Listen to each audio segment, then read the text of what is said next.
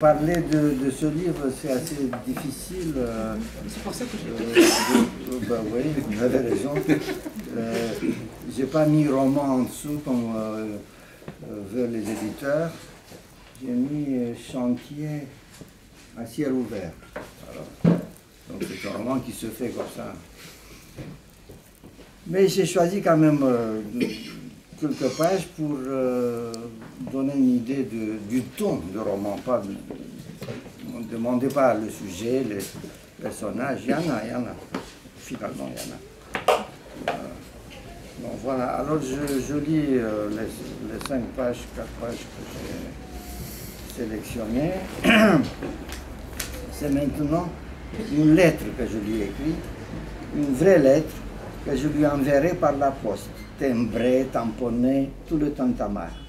J'ai fait réparer mon imprimante, elle a l'air comme neuve, je n'ai plus d'excuses. Ensuite, je porterai ma lettre jusqu'au bureau de poste et la remettrai à la fonctionnaire du guichet qui la tamponnera sous mes yeux.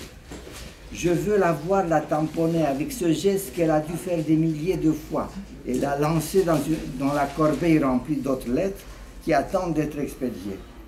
Je ne la mets pas dans la boîte du coin de la rue parce que je ne suis pas sûr à 100% que le facteur qui récupérera les lettres ne la laissera pas glisser par terre sans le vouloir avant de la ramasser et, ça c'est vu, de se la fourrer dans la poche.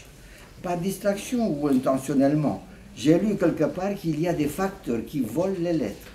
Mais oui, ils se les rapportent à la maison pour les lire. Ils ne lisent rien d'autre, ni livres, ni journaux, et ils en conservent certaines. Ils les collectionnent, sauf si elles ne leur semblent pas intéressantes. Et alors, ils en recollent l'enveloppe et les réexpédient à la même adresse. Je ne peux pas courir ce risque.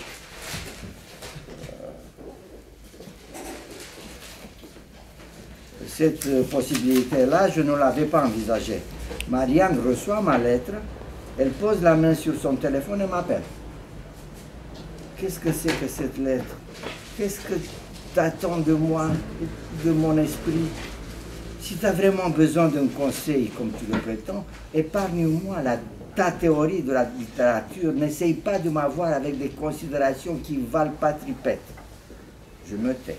Je ne réponds pas, même si je comprends tout à fait, même si je me dis qu'elle a probablement raison. Tu m'entends? Oui, je t'entends.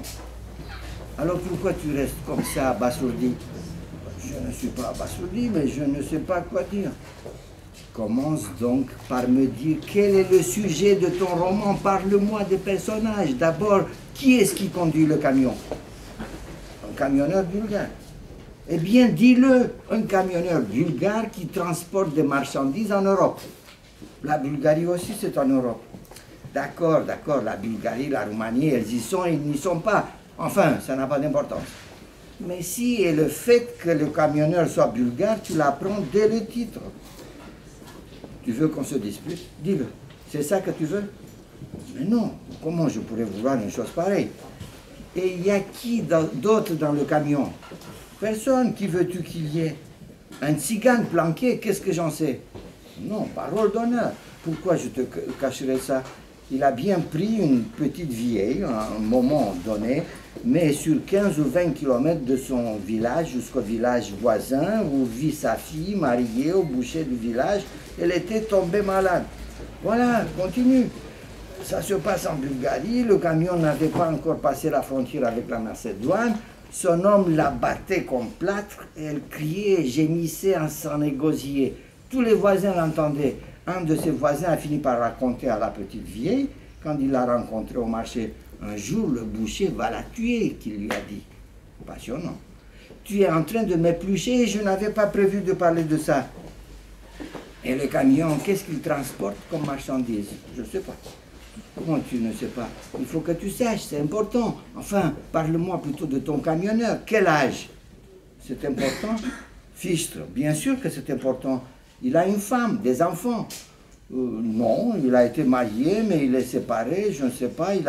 S'il a divorcé, sa femme est partie à Sofia. À Sofia. Il y a rencontré un Roumain qu'elle a suivi à Giurgiu. À Giurgiu? Elle aussi, elle était roumaine. Sa mère était originaire de la plaine du Danube. Elle parlait un peu la langue. Quelle langue? La langue roumaine. Sa mère était de Zimnica. D'où ça? De Zimnica, une petite ville de l'autre côté du Danube, comme Giurgiu, mais plus petit. Quel âge t'as dit qu'il avait? Le camionneur? Oui, c'est bien lui le personnage principal, non? Oui et non. Comment ça? Il y a d'autres personnages. D'abord, le narrateur, qui est également l'auteur, et qui est aussi personnage, pour ainsi dire. D'autres personnages parlent de lui, il l'implique dans l'action, ensuite, tu recommences. Non, mais c'est important, l'auteur, surtout quand c'est aussi le narrateur et un personnage, ça me permet de le faire paraître omniscient sans trop troubler la véracité de la narration. Foutaise, dis-moi le sujet, je veux savoir ce qui se passe, voilà ce que je veux savoir. Ben, qu'est-ce qui peut se passer? Je ne sais pas trop. Je n'ai écrit qu'une trentaine de pages pour l'instant. Tu veux dire que tu ne sais pas ce qui va se passer après? Non. Tu ne sais pas comment ça va se terminer, tu ne connais pas la fin. Je sais comment je voudrais que ça se termine, mais je ne sais pas comment arriver jusque-là. Donc tu écris sans savoir à propos de quoi tu écris, sans avoir en tête les actions des personnages, leurs relations. En un mot, le sujet, l'intrigue du roman. Je ne peux pas le croire. Crois ce que tu veux.